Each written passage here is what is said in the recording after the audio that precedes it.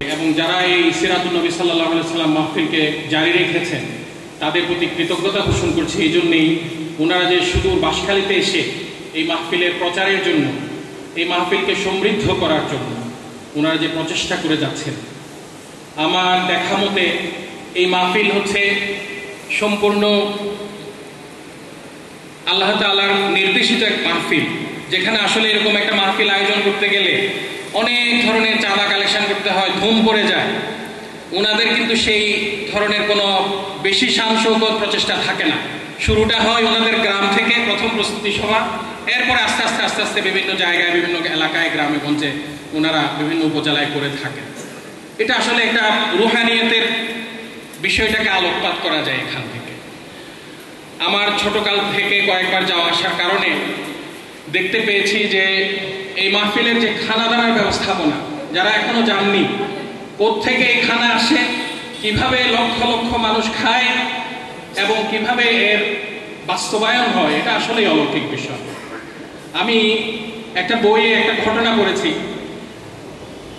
হযরত মাওলানা হাফেজ আহমদ শাহ সাহেব কেবলা উনি মাহফিল চলাকালীন এক সময়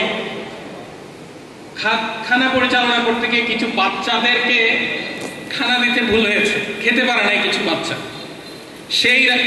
সেখান থেকে উনি মন খারাপ করে পরবর্তী বেশ কিছুদিন উনি মাহফিলে খানা গ্রহণ করেন নাই। এখন তাদের মধ্য থেকে একজন যুবক হয়ে গেছেন বা পরিণত বয়সের, তিনি বলছেন যে ওই দিন যে বাচ্চারা খানা খায় নাই, এখন সব বাচ্চারা দেখি যে এই মাহফিলের জন্য একটা দুইটা করে গরু উৎসর্গ করে থাকেন, দিয়ে থাকেন। এটি হচ্ছে বাস্তবতা। একজন মানুষের রুহানিয়াত একটা এলাকাকে যে এত পরিচ্ছন্ন করতে পারে, শিক্ষা ব্যবস্থা এত সমৃদ্ধ করতে পারে, এটি চুনতি গ্রামে যদি আপনি না যান সেটা বুঝতে পারবেন না। এখানে কয়েকটা বিশ্ববিদ্যালয়ের বিভিন্ন ভিসিরা রয়েছেন, বাংলাদেশের বিভিন্ন গুরুত্বপূর্ণ জায়গায় লিডারশিপ ভূমিকায় রয়েছেন, এরকম মানুষ রয়েছেন। এখানে বড় বড় সরকারের বিভিন্ন জায়গায় কর্মরত রয়েছেন, সেরকম মানুষ রয়েছেন। বিশ্বের বিভিন্ন জায়গায় শিক্ষকতা করছেন, এই ধরনের বিভিন্ন প্রফেসররা রয়েছেন। এই গ্রামটা এত বেশি সমৃদ্ধ, এটির একমাত্র এর পিছনে কারণ হয়েছে যে একজন মানুষের যে অবদান, তার যে মাহফিলের কারণে আমরা যে দিন শেখার যে চর্চা, সেই চর্চাটা যে আজ পর্যন্ত আমরা করে যেতে পারছি, আল্লাহ তাআলার কাছে এটা শুকরিয়া। এবং নিশ্চয়ই আল্লাহ তাআলা ওনাকে পরকালীন জীবনেও সেরকম সম্মানিত করেছেন।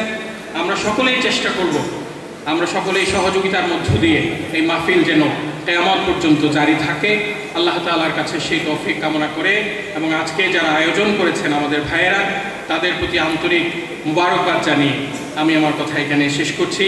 ওমা তৌফিক ইল্লা বিল্লাহ। আসসালামু আলাইকুম ওয়া রাহমাতুল্লাহ।